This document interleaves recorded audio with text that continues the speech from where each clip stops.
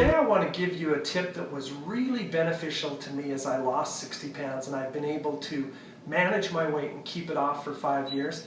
It's a word that scientists call propinquity, and it was a big help for me, and I know it will be for you too, so stay tuned. You know, people who know me understand that I have fought my weight all of my adult life, and I've been 60 pounds heavier than what I am right now. One of the tips that was a great help to me, I want to pass along to you today. It's a word called propinquity. And propinquity means physical proximity. There's been lots of studies done about how physical proximity affects our behavior and our relationships. Let me give you an example. If you've had a friend, for an example, that you've been really close to, maybe they lived in your neighborhood and then they moved away, you know how much more difficult it is to maintain that relationship the further away from that friend that you are.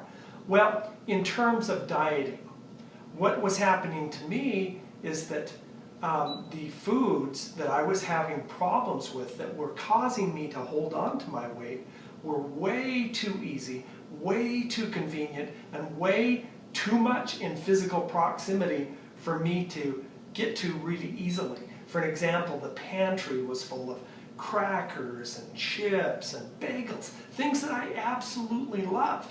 I could withstand those things maybe all day long and maybe do it for a couple of days, and then maybe at 10:30 or 11 o'clock at night, my willpower would go down, and it was so easy to get to those nutritionally empty foods that I would eat them, and for me, that would start me on a binge, and I would continue to eat them, and that was just one of the problems. And of course, weight gain and weight loss, they're complicated things. The bottom line with propinquity, the way you can take advantage of this is just think in terms of making the foods that are hard for you, that keep your weight on, a little harder to get a hold of, and make those delicious, nutritious foods that you know you should be eating, make those foods easier to get a hold of. It's just that simple.